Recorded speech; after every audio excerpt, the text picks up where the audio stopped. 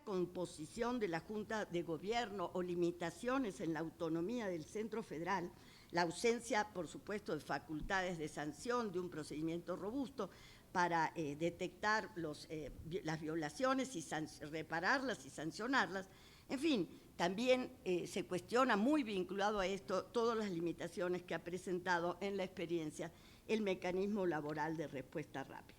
En este sentido, pues lo que va a llevar este análisis es a encontrar un resultado que genera cierta desilusión. Permanencia de viejos liderazgos, mayorías sindicales construidas sin respaldo auténtico de las bases, persistencia de bajas tasas de afiliación, cobertura limitada de la negociación colectiva.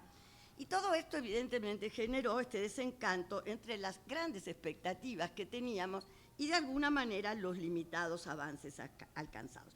Y yo creo que especialmente lo que más nos preocupó, y yo soy parte de estas críticas, es que todavía en México los trabajadores pagan un alto costo para ejercer sus derechos y lograr tener organizaciones independientes y una negociación colectiva auténtica. Todavía cuesta mucho y esto es un factor importante. Ahora, si yo analizo todos estos cuestionamientos, pues yo me encuentro con factores muy distintos, o sea que detrás de estas críticas no es algo que podamos atribuirlo a la reforma laboral per se, a su diseño, a su implementación, sino hay otros factores que acompañan esta debilidad, si ustedes quieren, o limitación.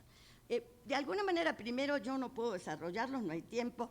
Yo diría que hay que atender cuando se cuestiona que hay restricciones en la reforma, entender lo que es la naturaleza ambivalente de cualquier regulación laboral en cualquier país del mundo, porque reconoce derechos, pero tiene que crear canales institucionales para transitarlos y eso supone restricciones.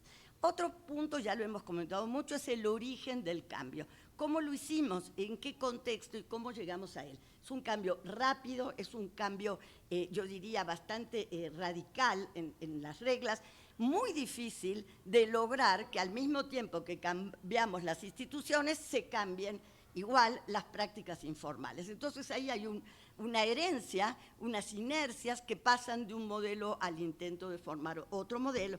Y pues esto hay que entenderlo porque además hay que entender el contexto perentorio y bajo la pandemia en que comenzamos a transitar los procesos más importantes como el proceso de legitimación.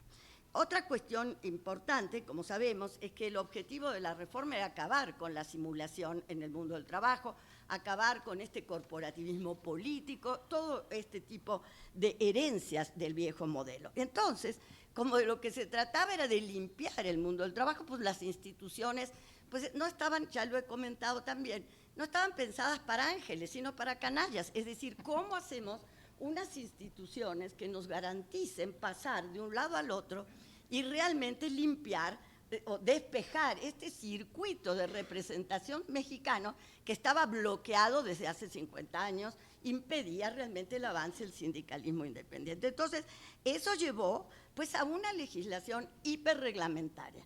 Y es hiperreglamentaria porque la otra opción, que sería un modelo liberal, pues nos hubiera retrotraído a la misma situación en donde los contratos colectivos se hacían a pura y simple discrecionalidad de los empleadores. Entonces ahí tenemos un problema y yo lo planteo y lo dejo más para que lo discutan.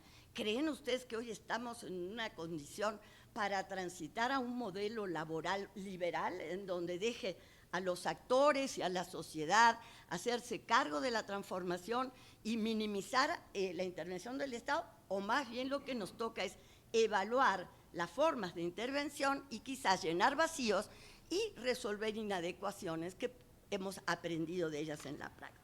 En fin, todas estas cuestiones también nos llevan a decir que no se puede atribuir ni a las instituciones ni a la reforma la lentitud del avance de la democracia en México, en el mundo sindical, ya no me refiero a la otra. Pero, ¿por qué? Porque evidentemente en los sindicatos, los buenos y los malos, los antiguos, tradicionales o los que se crearon bajo el nuevo modelo laboral, pues hay una serie de inercias, de dificultades, de carencias para poder realmente activar una vida democrática interna. Y la democracia en los sindicatos nunca, aquí ni en ninguna parte, ha sido la regla general. más bien es la excepción y requiere condiciones que deben crearse para que florezca. En fin, no puedo detenerme, pero está por un lado esto y también está por el otro lado, pues como dijimos, una reforma que viene de arriba, desde fuera, aunque tuviéramos muchos años pidiéndolo, hizo que no hubiera los actores, los trabajadores movilizados y dispuestos a hacerse cargo inmediatamente de las instituciones. Entonces ahora me voy, dicho esto, me voy a los puntos concretos que creo que podríamos tomar en nuestras manos. Me voy a limitar a la reforma de la Ley Federal del Trabajo, no voy a hablar del problema del mecanismo porque es el tema que me planteó aquí el compañero. Bueno, yo como dije, hay vacíos y hay inadecuaciones. Por ejemplo, un vacío muy concreto. Se quejan, hay un cuestionamiento muy fuerte al procedimiento de constancia de representatividad. No hay un plazo claro para que la autoridad tenga que responder. Ese, por ejemplo, es un problema, simplemente es un vacío. Otro problema, que es más bien una inadecuación dentro de estos puntos, es, por ejemplo, el problema de que las constancias duran solo 6 meses. Y ahí nos plantea un problema serio, porque tampoco podemos prorrogar ilimitadamente esto porque sería un instrumento para connivencia de patrones y sindicatos espurios y congelando el proceso de organización en una empresa, pero tenemos un problema porque la única manera de frenar eso es simple, lisa y llanamente a través del ejercicio del derecho de huelga, no solamente del emplazamiento.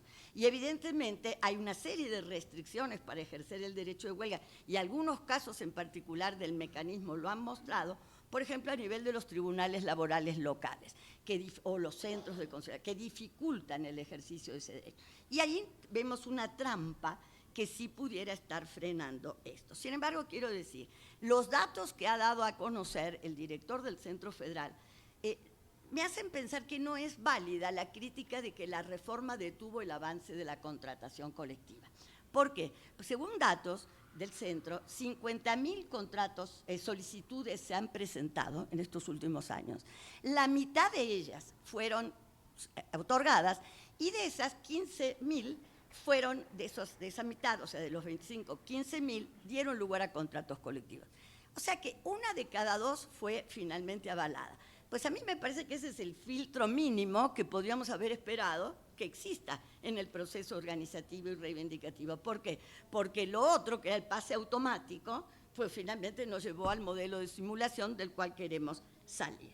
Otra cuestión es que, por ejemplo, en la experiencia del mecanismo, nosotros hemos visto que hay prácticas que se repiten, todo lo de injerencia sindical.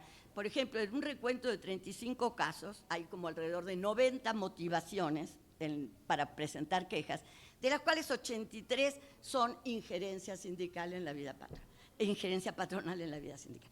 ¿Qué significa? Que evidentemente ahí está el núcleo del problema. Y ahí sí digo que en la ley nos quedamos cortos, ya estaré, 2 minutos.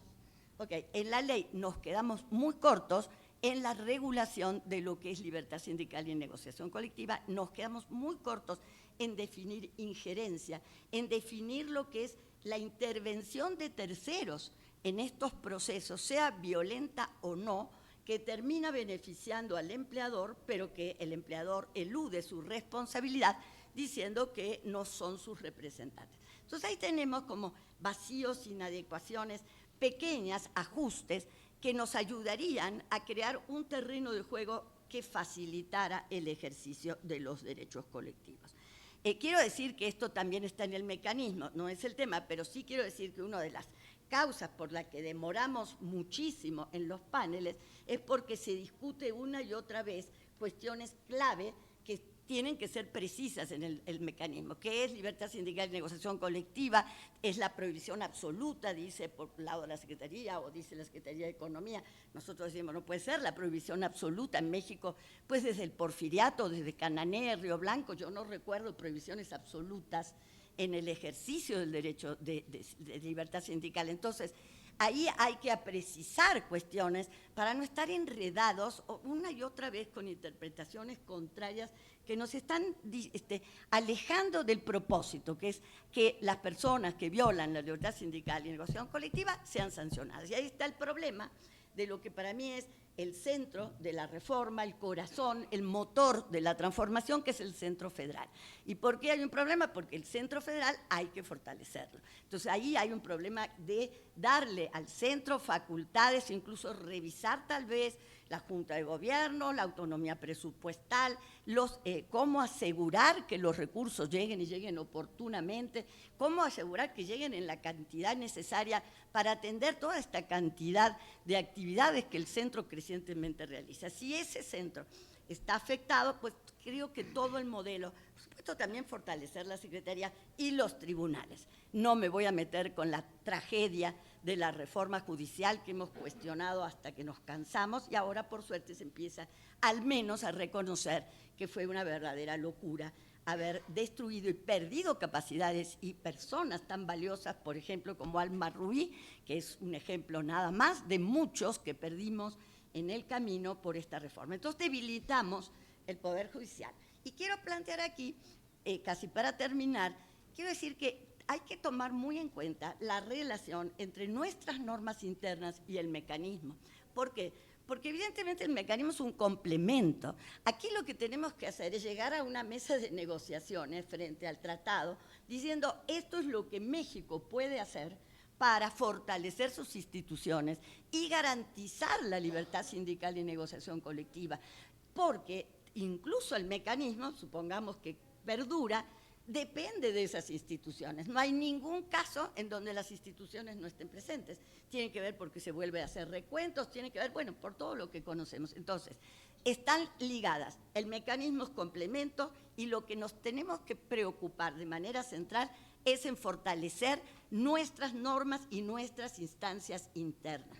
Lo que no entiendo, porque muchos de estos cambios, pues ya no me da tiempo de darlos todos, que a lo mejor requieren un cambio en la Ley Federal del Trabajo, en los lineamientos de democracia sindical, en la ley orgánica del centro, en fin, no entiendo por qué no los hicimos. O sea, sí tenemos mayoría, hemos estado haciendo transformaciones increíbles en las instituciones, en el Congreso, pero esto que son pequeños ajustes, no entiendo por qué no llegamos con todo esto realizado de manera tal que Estados Unidos no tuviera que ponernos en el entredicho de exigirnos esto. Y por último hay otros más complicados, nada más lo dejo, que es el caso de la distribución de competencias entre lo federal y lo local, que todavía nos sigue haciendo ruido. Si bien a nivel del proceso de registro y los procesos de democracia sindical, esto logramos que se atrajera a nivel federal, sabemos que todo lo que es digamos, la implementación de las normas para la resolución de conflictos pasa por también esta distribución de competencias, centros de conciliación local y tribunales laborales locales. También me pregunto si Morena tiene, digamos, casi la totalidad de los estados de la República, ¿por qué no ha llegado a todos esos estados como debiera, por lo menos ahí, haber llegado la transformación que estamos intentando a nivel federal? Y muchísimas gracias por su paciencia. Y si me pasé, pues no.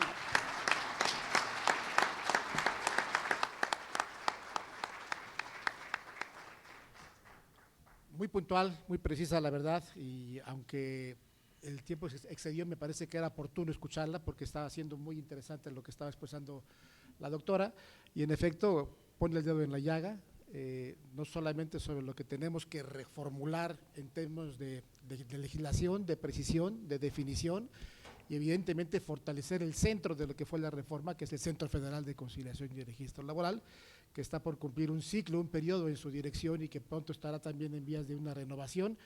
Y hay entonces mucha tela que hacer, hay mucho trabajo que realizar. Muchas gracias, mi estimada doctora, muchas gracias. Les pido, por favor, me ayuden a ceñirse a los tiempos.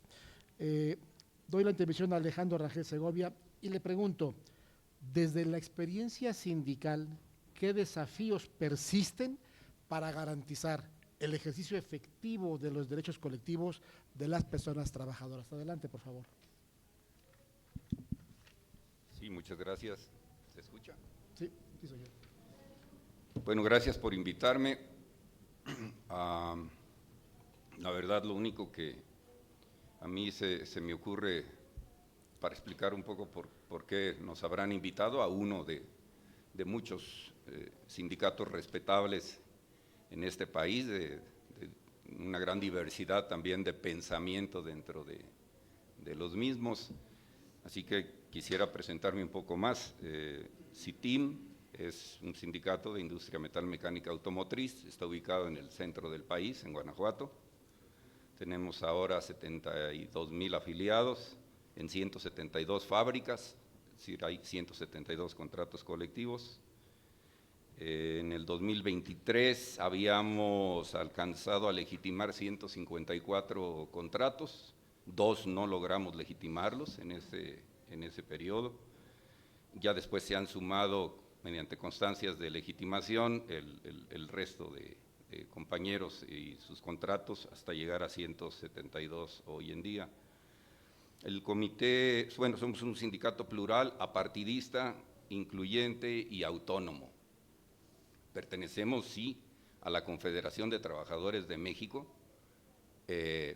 pero la Confederación no dice ni ha intentado en los 55 años de existencia de este sindicato que quisiera que se decidiera por los trabajadores que están aquí incluidos.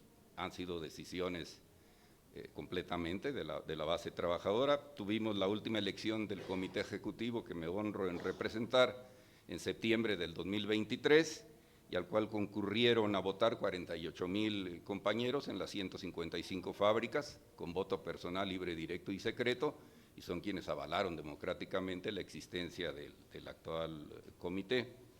Somos respetuosos absolutos de la libertad sindical. Hemos tenido en nuestro interior de tentación de titularidades de contrato colectivo, hemos perdido 3, hemos ganado 10, hemos logrado, como ya dije, 20 constancias de legitimación y los subsecuentes logros de la firma del contrato colectivo de trabajo. Yo creo que en el centro de la creación de estos nuevos retos para el quehacer sindical, a partir del TEMEC, de la reforma laboral y de todo el trabajo tan históricamente relevante que han hecho quienes venían empujándolo y venían haciéndolo posible, aquí presentes, es que se ha generado una competencia intersindical y eso es muy sano porque quienes estaban durmiendo el sueño de los justos como representaciones sindicales, pues hoy han tenido que activar o reactivar su mejor comunicación con las bases de los trabajadores, a hacer el esfuerzo fundamental de explicar una y otra vez las cosas buenas y las cosas no tan buenas que a menudo nos suceden en el interior de los centros de trabajo. Si se pierde esa comunicación, se pierde la confianza y se pierden las titularidades de los contratos, sin duda alguna. Entonces, estamos obligados a ser mucho más activos, a aceitar también esos mecanismos de comunicación, a echar mano de las nuevas tecnologías para llegar más pronto, más rápido y más ampliamente a esas bases sindicales. Y tomar su opinión de la misma manera, pues de todo y por todo, no solo lo que está legalmente obligatorio para hacerlo, sino prácticamente todos los temas. Hay que estar consultando a la base trabajadora. Pues lo que tiene en el TEMEC me parece que hay grandes avances, yo no quisiera retomarlos. La negociación colectiva y la sindicalización como derechos consagrados que puede ejercerlos todo trabajador, pues está ahí, yo le pondría palomita. El órgano independiente, Centro Federal de Conciliación y Registro Laboral, yo le pondría 3 palomitas porque, como ya se dijo en la mesa anterior, en tan poco tiempo ha consolidado y no le faltan quejas y no le faltan todavía áreas de oportunidad por mejorar, pero la verdad ha sido excepcional lo que se ha podido lograr hasta ahora. El voto personal libre, directo y secreto se está dando cada vez que revisamos los contratos integralmente, o sea, cada 2 años. La revisión y publicidad de todos los contratos colectivos, pues ahí está el repositorio, creo que también tiene defectos en su plataforma, pero está, así que hoy es abierto a quien quiera ver qué contratos colectivos están ahí registrados y de qué tamaño son y qué contenidos tienen. Y la constancia de representatividad, sí todavía me parece que adolece de algunos ajustes que deberían hacerse en aras de ser un ejercicio más transparente y pensando que si de 130,000 en números redondos, contratos colectivos presuntamente existentes, solo 30,000 se legitimaron, pues hay 100,000 que necesitarían pasar por ese proceso de constancia de representatividad y donde todo el conjunto de organizaciones sindicales deberíamos acudir a ver dónde no se legitimó, y ahí están los trabajadores, pues habría que ir a por ellos para lograr un mejor porcentaje de sindicalización en México. Yo quisiera aprovechar este tiempo para irme en lo que yo considero, ¿cuál es el centro de atención que los sindicatos de los Estados Unidos tuvieron para exigirle a su gobierno que pusiera este apartado 23A dentro de la firma de la última versión del TEMEC? Los salarios, lo dijo Pablo Solorio hace un rato. Ellos consideran que estamos tomando una ventaja desleal cuando estamos evolucionando industrialmente en las últimas décadas en este país, y con los salarios a una décima parte, por decirlo menos, de lo que los trabajadores sindicalizados tienen en Estados Unidos. Entonces yo pondría en el centro que si se ha avanzado en la mejora continua de los salarios mínimos generales, más allá de lo que vayan a poder negociar bien o mal nuestros representativos cuando vayan a la mesa de renegociación del TEMEC, hay que seguirle apuntando a los salarios. Y los salarios, aunque se han mejorado en su parte más baja, que son los salarios mínimos generales, en la parte intermedia y más alta se están quedando. El significado de 4 veces el salario mínimo que había como salarios promedios industriales, pues hoy se redujo a 1.5, por ejemplo. Entonces es allí, en la negociación colectiva auténtica, en el entreveramiento con las bases trabajadoras, donde hay que, pero también en la concientización hacia el sector empresarial. Yo, en la oportunidad que he tenido de hablar con los representativos corporativos empresariales, les digo, la concientización no es solo un asunto ideológico de mejor conciencia como mexicanos, y no, es darnos cuenta que efectivamente el que logremos mejores ingresos de nuestros trabajadores detonará mejores capacidades de consumo, y tarde o temprano nos va a llegar la vuelta para que las propias empresas, los productos que ahí se generan, sean mejor adquiridos por mexicanos que estar como IUSA dependientes, que lo somos hoy en un 90-95%, no solo en los autos, no solo en las autopartes, también en los brócolis y en los espárragos y en los aguacates y la agroindustria que se envasa aquí y se va para allá, porque aquí las familias no pueden pagar esa calidad de productos agrícolas. Irnos a los servicios pasa por ahí, los grandes hoteles, las grandes playas se malbaratan aquí, para que vengan a disfrutarlo los ciudadanos vecinos del norte. Yo traigo unos cuadros que quiero mostrar. Me siento de verdad dentro de una organización que ha sido impulsada para mejorar la negociación colectiva, y quisiera mostrar algunos números que tenemos por aquí.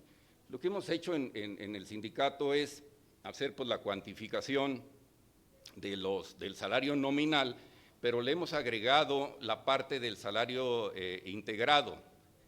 Y estos son los resultados que tenemos actualmente. Como salario diario integrado, bueno, acá viene toda la lista, por si alguien tiene interés, obviamente es un material público que se podrá dejar. Vamos al cuadrito, por favor, al cuadro síntesis que estaba primero. Ahí. Entonces, salarios diario integrado con más de 1,000 pesos diarios, solo hay 4 empresas en lo que nos toca en suerte atender. Entre 800 y menos de 1,000 pesos hay 30. Entre 700 y 800 pesos hay 46, entre 600 y 700 hay 47, entre 500 y 600 hay 37, y en menos de 500 pesos hay 6 empresas. Yo quiero decir que esto también tiene un reflejo en dólares. Estos son más o menos, los que tienen más de 1,000 pesos, estamos hablando de $8 por hora, la hora. Los que tienen entre 850 y 900 pesos, andan en $7 y así sucesivamente $6, $5, $4 la hora. La exigencia que nos viene encima es el lograr $16 la hora, porque ese es el mínimo indispensable que están exigiendo los trabajadores vecinos del norte para que aquí se implante. Estamos lejos, aún en las empresas donde mejores salarios presuntamente se pagan. Por eso tenemos que seguirle apuntando a mejorar, y yo he invitado a las autoridades laborales y a otros voceros, con esto termino, a que veamos que así como corregimos la ruta equivocada que había de reprimir los salarios mínimos generales, hoy tenemos que insertar los salarios mínimos profesionales desde una perspectiva diferente. ¿Cuántas veces, si alguien que hace un trabajo básico, y siempre me cuesta trabajo decir esto, pero tan básico que puede alguien tomar una franela y limpiar mesas en un restaurante, y es un trabajo digno, y por eso gana el salario mínimo. ¿Cuánto debe ganar el que agrega valor en una línea de producción? 2, 3, 4, 5 veces el salario mínimo general. Allá tenemos que apuntar para que nos pongamos de acuerdo y tengamos esos ingresos más transversales y seamos congruentes con lo que nos va a seguir exigiendo los vecinos del norte. Y tendremos, de paso, mayor capacidad adquisitiva en este país para ver si ya nomás les exportamos el 50% de nuestras cosas y el otro 50% lo consumimos aquí. Gracias.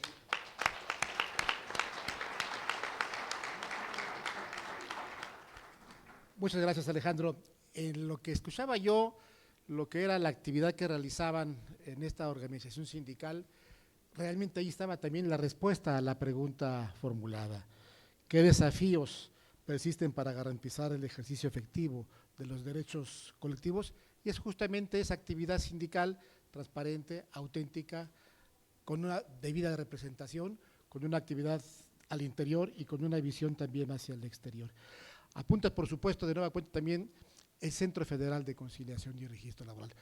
Hay que reconocer, nos haya ido como nos haya ido, que se ha hecho un trabajo extraordinario en el Centro Federal, tanto con tan poco, muchísimo con escasísimos recursos, y se han hecho cosas verdaderamente increíbles. Pero evidentemente hay también ahí cosas que hay que corregir y hay que incrementar, y así las ha apuntado también Alejandro.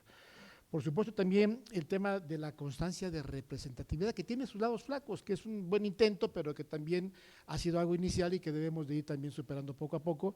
Y qué decir, el tema de los salarios. El tema de los salarios es histórico, es necesario, es fundamental y es central, y lo ha puesto en el centro Alejandro. Muchas gracias, Alejandro. Doy ahora la intervención al maestro Fidel Antuña, quien le pido que desde el sector empresarial, desde Coparmex, porque aquí dice Centro de Consejo Coordinador, es Coparmex, que nos diga qué elementos consideras prioritarios para fortalecer el cumplimiento laboral y la implementación de la reforma. Sí se escucha, ¿no? Buenos días. Y muchas gracias por la invitación. Y yo retomaría un poco lo que dijo la doctora Graciela, que creo yo hubiera cambiado el orden del evento y hubiera empezado por este panel y después cerrado con el TEMEC, porque tiene una razón con el mecanismo de respuesta rápida. Y ella habló del origen del cambio. Hay que entender que venimos de 100 años con un modelo y la expectativa, como bien dice, que se generó era una expectativa amplísima. Pensamos que con la reforma, que era una varita mágica, México cambiaría y cambiaría todo de la noche a la mañana. Y a veces, como bien dice ella, cuando se critica una reforma de gran calado como es esta, se pierde un poco la objetividad, en cuanto que el origen del cambio era cambiar instituciones y cambiar prácticas, nos dice ella. Esas son las dos piezas medulares de esta reforma. El cambiar el modelo que teníamos a través de las juntas de conciliación y arbitraje y cambiar las prácticas que se venía dando, ¿no? Y ella dice también cómo terminar con esta simulación y esto que nos lleva también a que se tuvo que hacer una sobreregulación en la Ley Federal del Trabajo y primero que se hiciera en el propio TEMEC por pues, las dudas que había, nos conocen bien y nos conocemos mejor nosotros. Entonces, ¿cómo hacer que, aunque había una reforma, porque sí también hay que reconocer las etapas de tiempo, ¿no? O sea, como hay cosas positivas que hubo con el gobierno de Andrés Manuel López Obrador, también esta reforma empieza con el gobierno de Peña Nieto, con la reforma constitucional. Entonces, como también el tema del salario mínimo empieza con Felipe Calderón, cuando teníamos 8 zonas y se empieza a, en este caso, a hablar de una sola región y ciertos cambios. Entonces, ha habido un proceso de 18 años en estas situaciones. Y entonces, ¿cómo terminar con esa simulación? Y después lanza una pregunta que es difícil. ¿Estamos listos para un modelo laboral liberal? No, no estamos listos, estamos en un proceso. La reforma penal lleva 20 años y miles de millones de pesos. La reforma laboral lleva apenas 7 años y los avances son importantes, y más si entendemos que dentro de esa reforma laboral, en ese periodo de tiempo, tuvimos 2 años críticos, no México, el mundo con una pandemia, que a pesar de eso, el tema laboral siguió avanzando por el trabajo de las instituciones públicas, por el trabajo del sector obrero y por el trabajo del sector patronal. Y creo que hay coincidencias en qué cosas nos falta o qué cosas podemos nosotros transitar. Y el sector empleador ha hablado de un tema que hablamos nosotros mucho, que es la certeza jurídica y la certeza jurídica laboral. Y ella lo centraliza sobre todo en el tema de las constancias de representatividad. ¿Cómo hacer que esas constancias verdaderamente representen a esos trabajadores que tuvieron el interés, la inquietud de organizarse y buscar una negociación colectiva y que tengan esa protección? Eso es certeza jurídica que pedimos también nosotros desde el sector empleador de México. ¿Cómo lograr? Es en que no se dé esa injerencia patronal en la propia vida sindical, en la conformación de los sindicatos. Y eso será a través de la capacitación empresarial, la capacitación de las universidades, de las instituciones públicas, lo que hace PADEF también, para lograr algo, el cambio de una cultura laboral. Porque cambiamos el modelo, pero estamos en un proceso de cambio de una cultura laboral, de cómo seguir haciendo las cosas. Y eso tarda, cuesta para los trabajadores, le cuesta a los sindicatos, como bien decía Alejandro hace un momento, y nos cuesta también a las empresas cambiar. No puedo hablar de que el mecanismo de respuesta rápida no me gusta o esto, porque tengo que voltear a ver nosotros como sector empleador lo que estamos haciendo, pero peor aún, lo que hemos dejado de hacer. La fortaleza de este proceso es ese: certeza jurídica, capacitación empresarial, cambio de una cultura laboral, formalización del empleo. México tiene un problema como lo tenemos en el mundo, con el tema de la precarización, con el tema que hoy el 54, el 55% de los que están afuera, están en informalidad, sin seguridad social.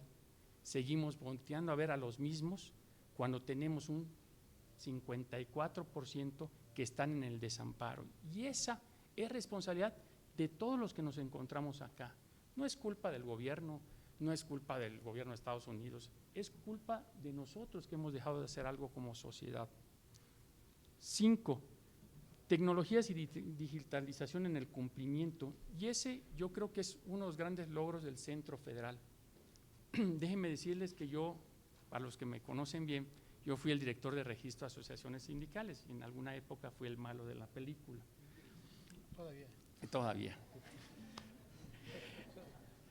Y el Centro Federal logró algo, una forma de terminar con la corrupción, una forma de terminar con ese modelo laboral, era a través de esto que logró todo el centro y el titular del centro, en este caso Fred, que fue tener estos sistemas que nos permitieran tener procesos más ágiles, porque no todos los sindicatos están acá en la Ciudad de México, no todos los sindicatos tienen el poder adquisitivo de alguna gran central. Esa es la parte importante, el pequeño sindicato, los pequeños trabajadores, y así vamos viendo que de repente hay sindicatos pequeños donde el hijo de esos trabajadores que ya maneja la computadora es el que ayuda a los procesos.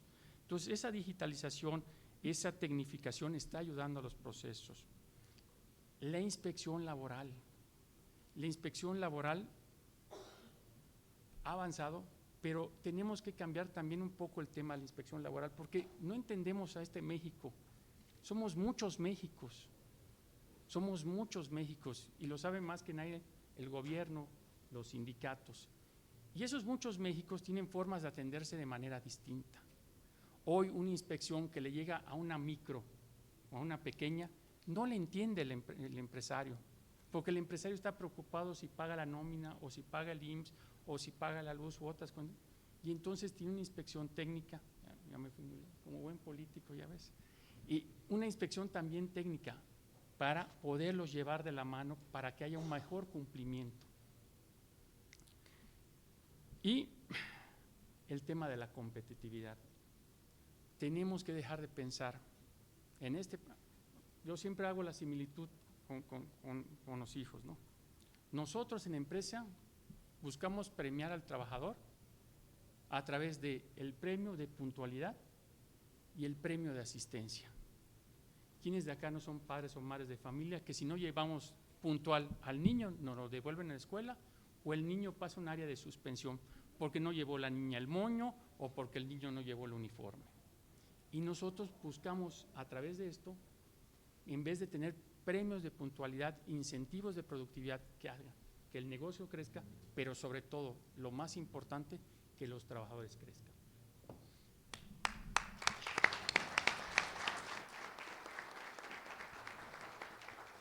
Muchas gracias, Fidel. Apuntas aspectos torales en lo que sean las propuestas justamente de cómo mejorar el tema. Y yo rescato dentro de ello algunos puntos que me parecen interesantes. Es cierto que hay que identificar dónde estamos para saber qué tanto hemos hecho y qué tenemos como esfuerzo. ¿No? Tenemos apenas 7 años, sí. Obviamente el tema penal es distinto, hay errores estructurales. Aquí vamos caminando y creo que todavía hay mucho por hacer. Es un proceso inacabado, efectivamente, como tú atinadamente lo apuntas. Y me parece bastante interesante el comentario sobre que la capacitación empresarial es factor que coadyuva fundamentalmente para el respeto a la libertad sindical, a las normas laborales, y creo que ese es un tema que no debemos de omitir. La informalidad es un temazo que, hombre, a todos nos compete, efectivamente, no es un tema exclusivamente de alguno, pero el gran reto es qué hacer para combatir la informalidad.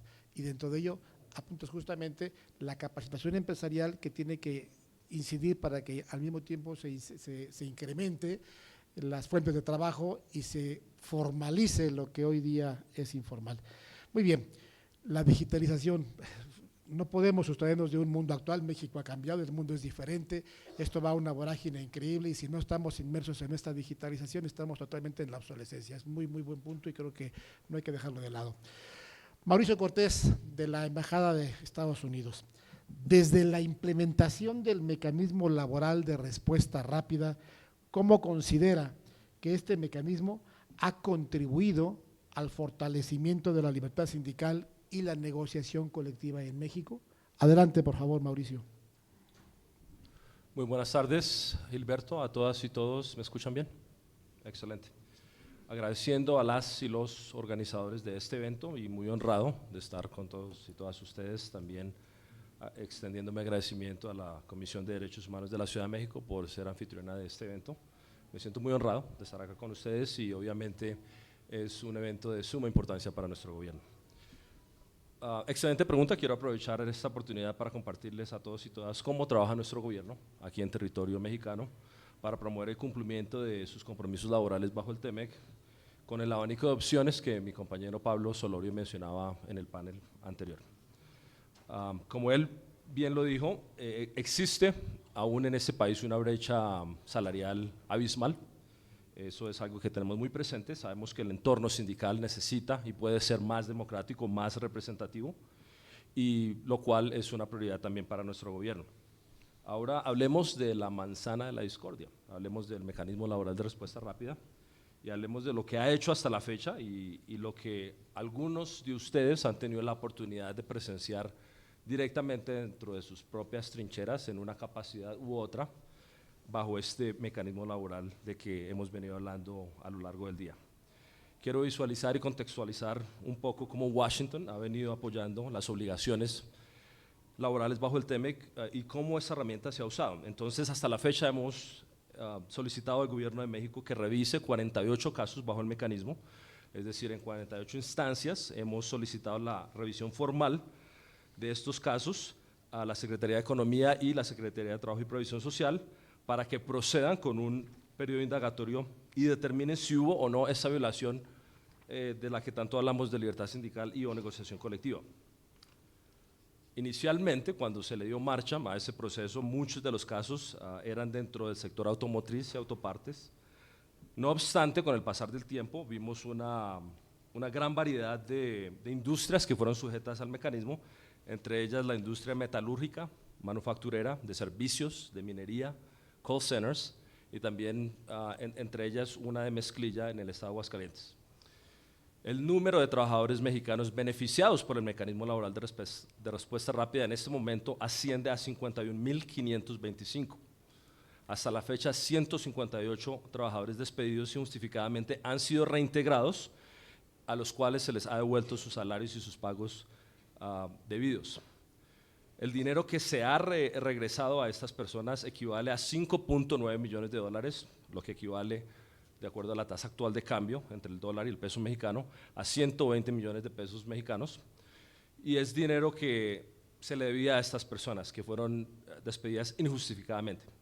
En la mayoría de estos casos hemos visto que estas personas desafortunadamente fueron sujetas a represalias por ejercer libremente sus derechos de libertad sindical, negociación colectiva, fueron sujetas a violencia en el sitio de trabajo y aún en este momento, después de más de un lustro de entrar en efecto este tratado, aún tienen dificultad para llegar más allá y poder ejercer libre y abiertamente un entorno sindical más representativo, más democrático y más auténtico. Como lo mencioné hace un momento y como lo hemos venido hablando durante el día, el mecanismo se limita solo a la violación de dos derechos, libertad sindical y negociación colectiva, los cuales nuestro gobierno considera que son medulares y que son importantes porque de allí derivan muchos otros derechos que benefician a las y los trabajadores en este país. El libre ejercicio de estos derechos no solo sustenta las cifras que mencioné hace un momento, eso va más allá del efecto que causa en este país porque consideramos que tenemos una relación simbiótica entre Estados Unidos y México y todos estos avances que hemos visto también son avances que son importantes para nuestro gobierno. Esto hace a nuestro gobierno más fuerte, más seguro y más próspero, alineado con la política actual de la administración del presidente Trump. Muchos de los casos que se detonan, como lo decía muy bien la doctora Bensusan, tienen que ver con temas de injerencia sindical.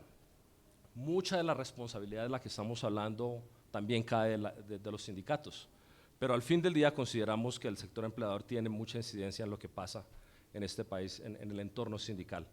Estas son algunas de las cosas que hemos visto en los últimos 5 o 6 años con respecto a la violación de los derechos de las y los trabajadores en este país. Una vez ciertas compañías se enteran de que un número N de personas está tratando de iniciar una campaña sindical o iniciar un sindicato o sumarse a un sindicato que no es el titular, estas personas lastimosamente y lamentablemente resultan despedidas sin ninguna justificación. Estas represalias pueden resultar en un despido injustificado y también pueden enviar un mensaje muy fuerte a las y los trabajadores que tienen en mente llevar a cabo esta actividad sindical para que no lo hagan como si fuese un pecado. El favoritismo y la discriminación se sigue dando día a día en este país. La vigilancia y supervisión de las y los trabajadores evita que esta sindicalización se dé de una manera abierta y se dé de una manera democrática. Sin embargo, y cabe destacar, y al César lo que es de César, muchos de estos casos se han resuelto gracias a la cooperación y el apoyo que hemos tenido con el gobierno de México. Las cifras que acabo de mencionar son un microcosmo de la realidad laboral en ese país y no son cifras representativas, como ustedes bien lo saben. Si bien hemos procedido con la invocación del mecanismo laboral en 48 ocasiones, esta cifra no refleja un entorno laboral que es mucho más preocupante en este país. Nuestra línea de denuncias bajo el TEMEC recibe docenas de quejas semanalmente. Un porcentaje mínimo procede. Estamos hablando de que hemos recibido aproximadamente, desde que entró en efecto el TEMEC, 9 quejas por año. No estamos hablando de aproximadamente 500, 600 u 800 que hemos recibido, o quizás más de 1000, que hemos recibido desde que el TEMEC entró en efecto. Entonces queda mucho trabajo por hacer. Quiero dejar claro que para nosotros el mecanismo no es la panacea.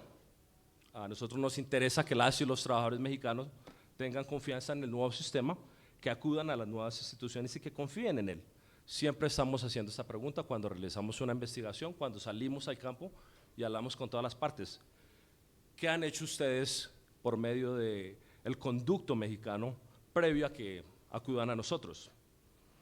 Es inverosímil que nosotros pensemos que la realidad laboral en este país vaya a cambiar de la noche a la mañana. Sabemos que hay cambios muy significativos que deben llevarse a cabo en un lapso relativamente corto. Pablo Solórzano hablaba del abanico de opciones que nuestro gobierno tiene a su disposición con respecto a cómo mejorar estos problemas, cómo coadyuvar con el gobierno de México y cómo estar con ustedes al día en estos temas. Si bien sabemos que existen problemas presupuestarios, las nuevas instituciones, nosotros estamos comprometidos en ayudar al gobierno de México por medio de asistencia técnica. El mecanismo laboral de respuesta rápida está aquí para quedarse, es algo que no va a cambiar, es algo que nosotros vamos a tener mucho enfoque en los años venideros, es algo que se mencionó en el panel anterior, que tiene, a pesar de los cambios y los drásticos y la medida como se maneja la política en Estados Unidos desde Washington, la ventaja que tiene el mecanismo laboral de respuesta rápida y la cooperación que nuestro gobierno le brinda a Estados Unidos es bipartidista y también tiene apoyo de la Cámara Alta, del Senado y de la Cámara Baja, Cámara de Representantes, lo cual es único. Entonces, sin importar quién esté en la Casa Blanca, sin importar cuáles sean nuestros políticos a lo largo y ancho de nuestros 50 estados, siempre vamos a contar con el apoyo en el campo laboral y sabemos que esto es una piedra angular dentro del TEMEC en sí mismo. Entonces, quiero aprovechar esta oportunidad para agradecerles a todos y todas ustedes por esta apertura de compartir todos estos detalles y lo repito siempre con nuestro compañero Pablo, estamos aquí para trabajar con ustedes de la mano. Muchas gracias.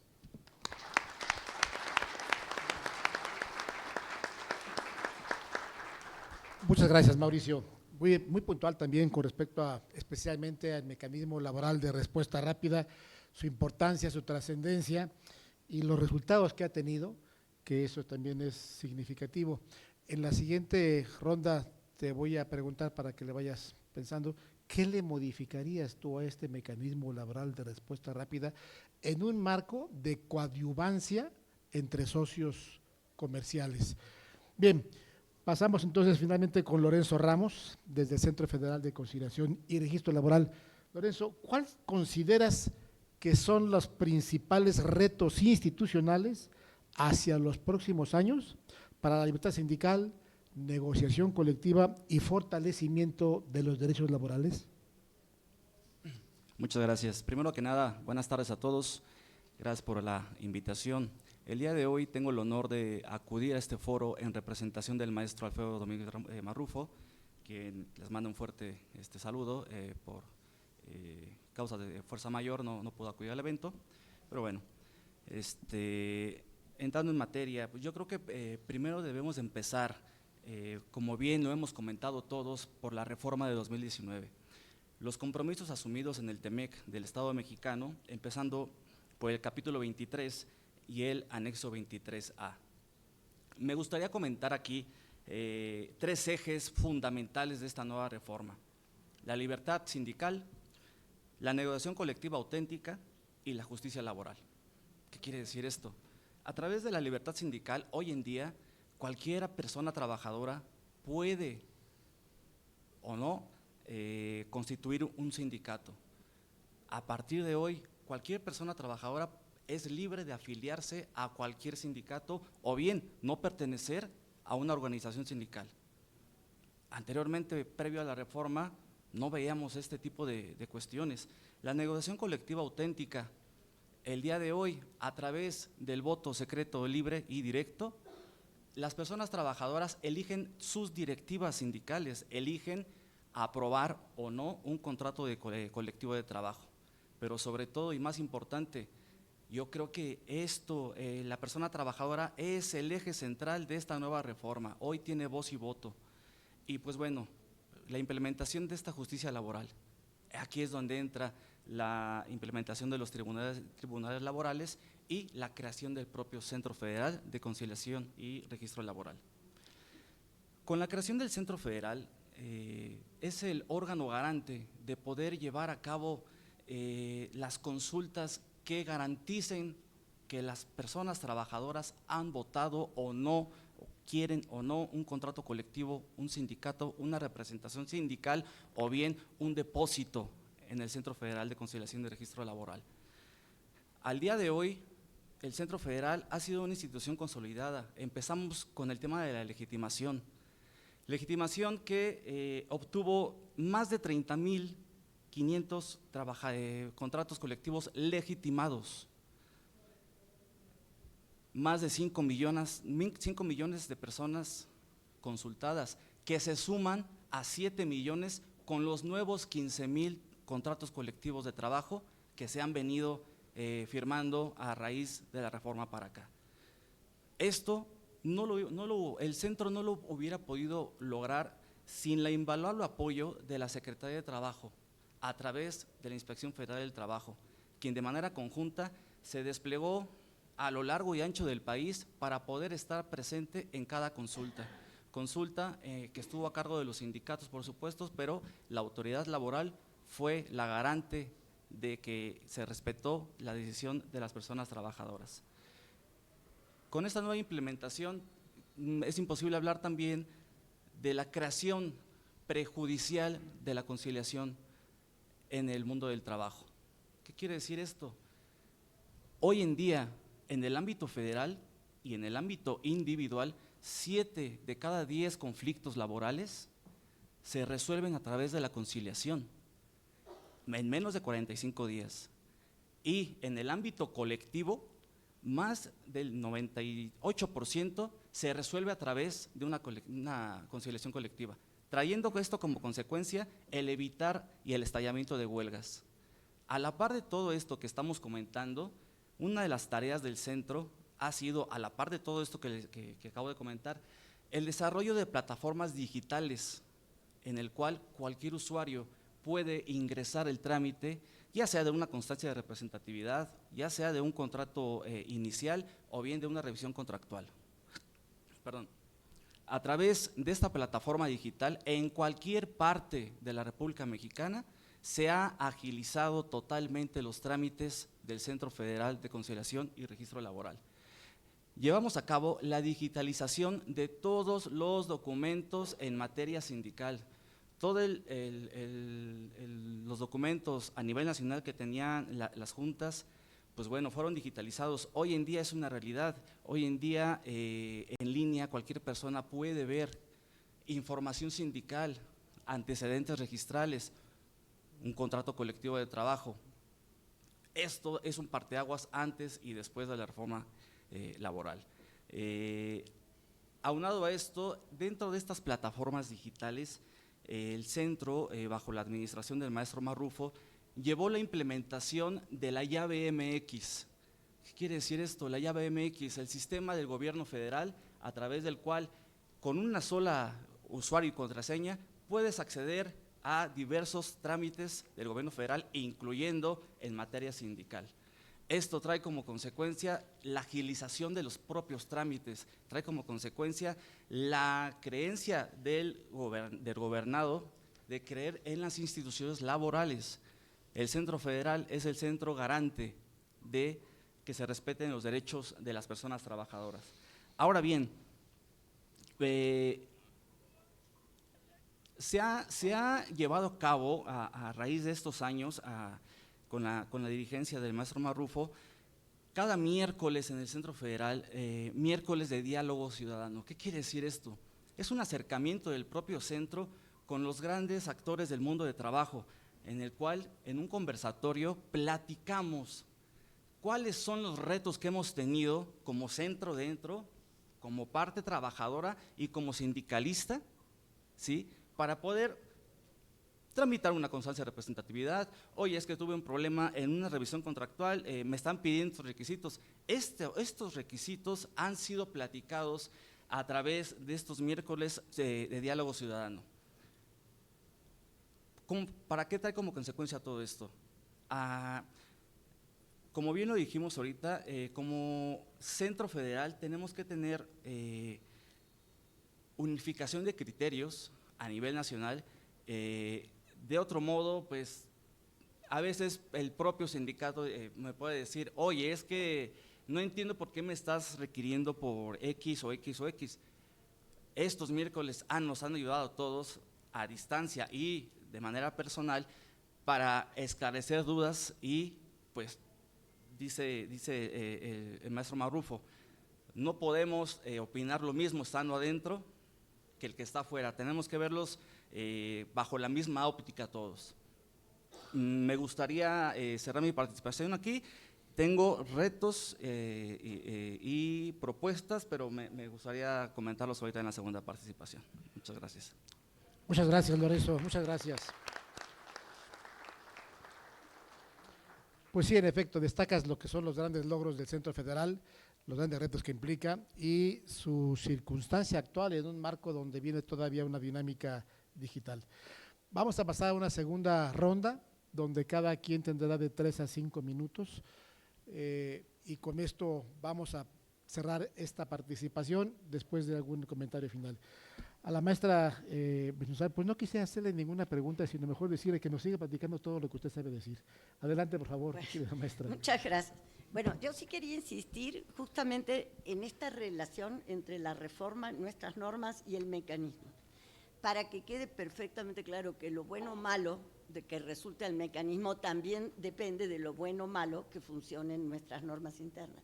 Entonces, esa interacción no sé si se termina de entender, porque en el mecanismo un freno que tenemos es cómo funcionan las instituciones laborales mexicanas. Si ahí tenemos una valla, ¿no? Entonces, por eso es tan importante poner el foco ahorita, en estos meses, en esta cuestión, en cómo mejoramos lo que hemos venido haciendo. Y creo que por eso yo planteaba esa pregunta, ¿desde dónde vamos a pensar lo que viene?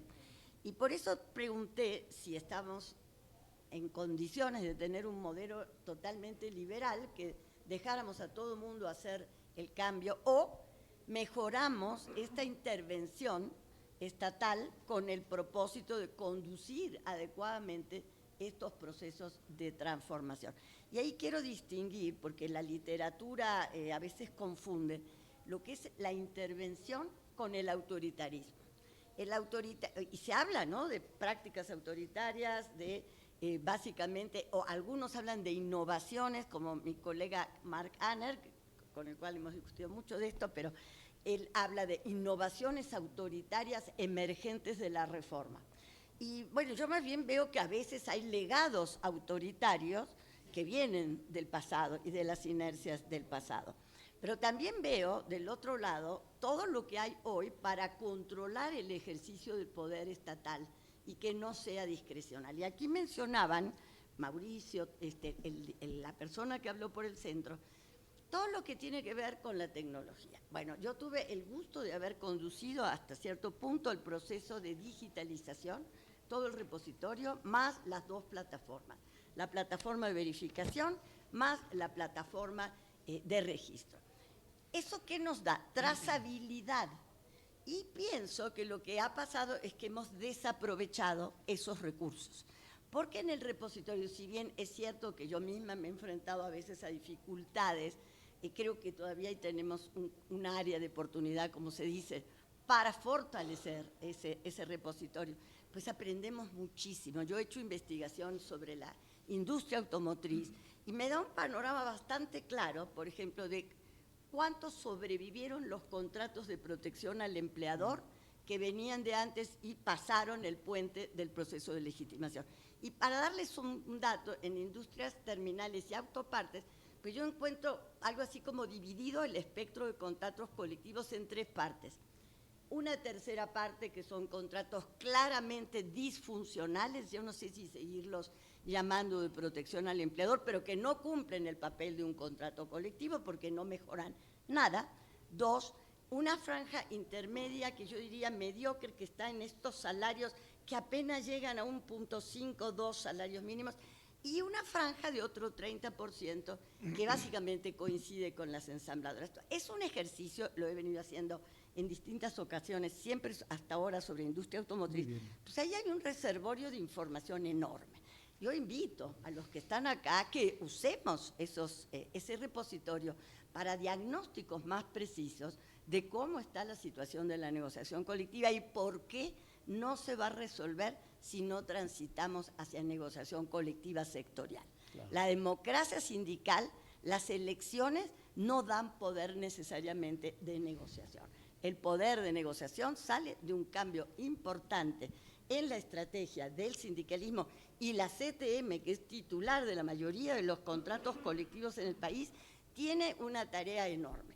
O sigue como venía, y yo creo que venía mal, hasta hace poco por lo menos, o entiende cuál es nuevamente el papel que le toca en la representación, porque es quien tiene la mayor parte de los recursos de poder para hacer esta transformación. Gracias. Al contrario. Gracias, doctora.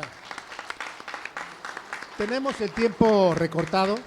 Voy a pedir en consecuencia directamente a cada uno de los participantes que en un mensaje final de una duración de no más de 2 minutos concluyamos con esta mesa, por favor. Adelante, por favor, Alejandro. Sí, hola. Solo dos precisiones. La Confederación de Trabajadores de México es un ente institucional político. Dentro tiene muchos sindicatos de distintas ramas de industria. Ellos son los enteramente responsables de la mejor o peor práctica sindical. La Confederación es un ente que se ve con las instituciones públicas, políticas, que hace esfuerzos hacia el seguro social, hacia la vivienda, etcétera, etcétera. Y sí, quizás estará para llamar la atención a quien diga, sindicato que diga ser afiliado a la Confederación y no esté teniendo prácticas correctas. Y la segunda precisión es, yo he invitado fuertemente y hacemos toda nuestra lucha hasta donde nos es posible en esta organización sindical por hacer crecer los salarios contractuales, los salarios industriales en este país. Y como vimos en el cuadro, pues estamos cortos. Aún los que tengan 1,000 pesos diarios, pues se traduce en $8, la hora. Para alcanzar el mínimo que es exigible de 16, pues vamos a la mitad del camino. Pero no hay que perder de vista lo que alguien adelantó en la mesa 1. ¿Saben cuánto se paga de renta un obrero, un trabajador de una fábrica en Estados Unidos? Paga $1,200 de renta mensual por su vivienda. ¿Cuánto se paga en México? 3,000 pesos. Y lo que eso significa son $150 al mes. Nos vamos a la comida, un almuerzo dentro de una fábrica, allá vale entre 8 y 12 dólares. Acá vale 0.70 centavos de dólar. Hay pues asimetrías que no permiten que nos comparemos al tú por tú. El transporte, si no tienes coche no vas a trabajar a una ensambladora en Estados Unidos. Aquí está el transporte colectivo logrado en el contrato colectivo y no cuesta nada trasladarse de tu casa a la empresa. Entonces es también siempre de considerar cuando hacemos las comparaciones. Y el otro minuto se lo regalé a Graciela. Gracias. Muchas gracias. Gracias, Alejandro. Fidel, por favor, adelante. Bueno. Todos te oímos. Sí, se escucha. Bueno, sí, claro. Rápido. Necesitamos un sistema de monitoreo de conflictos laborales, en este caso dirigido por la Secretaría. Necesitamos, en este caso, un fortalecimiento en las empresas de gobernanza laboral, y allá un tema sensible es el velabo, distintivo que sacó la Secretaría, que habría que impulsar más las empresas, que nos podría ayudar más al cumplimiento. La cooperación internacional con los dos países, Dwight Eisenhower, Richard Nixon, Ronald Reagan, los dos presidentes George Bush y el presidente Donald Trump ven en México un socio comercial. ven en nosotros un aliado para sus políticas, para el crecimiento. Si México es fuerte, Estados Unidos es fuerte. Si Estados Unidos es fuerte, México es fuerte. Y esta relación tiene que transitar también tarde o temprano de concluir un tratado de libre comercio y pensar en una comunidad económica. Desarrollo sostenible, integración económica, solidaridad y beneficios mutuos y competencia y justicia entre ambos países. Muchas gracias. Muy bien. Muchas gracias, Fidel. Mauricio, por favor, adelante. Muchas gracias, Gilberto. Con respecto a la pregunta de qué se puede realizar para mejorar, para robustecer el mecanismo laboral de respuesta rápida, nosotros desde nuestra agencia, el Departamento de Trabajo de los Estados Unidos, consideramos que esa pregunta es más, puede ser respondida más elocuentemente por nuestros compañeros del representante comercial de los Estados Unidos, USTR, por sus siglas en inglés. En lo que nos compete a nosotros y en lo que nosotros vemos en el día a día, consideramos que siempre y cuando la injerencia patronal continúe, la falta de información, la falta de conocimiento de lo que concierne al nuevo modelo laboral continúe, si continúan esas dos cosas, sumado a la falta de autoridad de sanción del Centro Federal, yo creo que vamos a seguir en la misma tónica. Yo creo que no mucho cambiaría si estos cambios no se llevan a cabo de una manera expedita. Ahora, entendemos que hay falta de presupuesto para la consolidación del nuevo modelo laboral.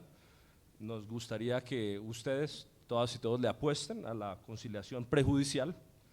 Consideramos también que es importante capacitar a las y los jueces, especialmente los que fueron elegidos en el último año y los que van a ser elegidos en el 27 o en el 28, porque coincidimos, con un tono mucho más diplomático que la doctora Bensusan, en lo que concierne a la reforma judicial. Entonces queda mucho trabajo por hacer, estamos acá para trabajar de la mano y bueno, ya saben dónde enviar el correo electrónico, dónde llamarnos, así nuestro compañero Pablo Solorio se devuelva a los Estados Unidos próximamente. El equipo continúa y existe interés por parte de Washington de continuar todas estas iniciativas que consideramos muy importantes para la consolidación de este proceso. Muchas gracias. Al contrario, gracias, muchas gracias, Mauricio, muchas gracias. Lorenzo, por favor. Gracias. La parte final. ¿Me escucho? Perfecto. Por parte del centro, quiero ser muy puntual en los retos que se vienen. Uno sería fortalecer las herramientas de trabajo que tenemos hoy. Llámese eso, fortalecer las plataformas digitales, haciéndolas más ágiles. Eso es una. Dos, la implementación de inteligencia artificial dentro de nuestros propios procesos.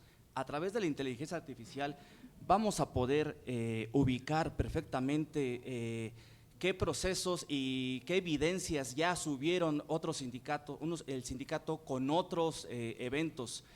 Esto es para evitar la simulación. Número 3, verificación a distancia. El día de hoy la tecnología ya está rebasándonos.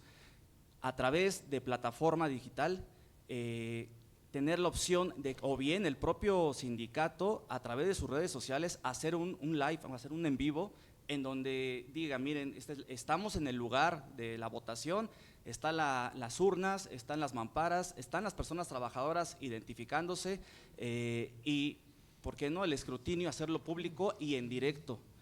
Con esto, compañeros, terminaríamos con gran parte de la simulación y sobre todo se crearía una certeza en la persona trabajadora, una confianza ante la autoridad. Y finalmente, institucionalizar el Centro Nacional de Formación de Conciliadores y Negociadores. La etapa prejudicial es muy importante para el centro. Muchas gracias a todos. Muchísimas gracias, gracias Lorenzo. Bien, pues como ustedes han escuchado, hay propuestas, hay diagnóstico, hay análisis, hay perspectivas y creo que en ese sentido ambas mesas, la 1 y la 2, hemos cumplido con el objetivo. A todos los panelistas, gracias, no se vayan todavía, permítanme, falta la fotografía. Y aquí dice, nos tuvimos que ajustar al tiempo, porque tenemos aquí un tiempo también establecido por los anfitriones y aquí dice que a las 13:25 viene la fotografía, así es de que estamos a tiempo. Adelante, por favor. Gracias.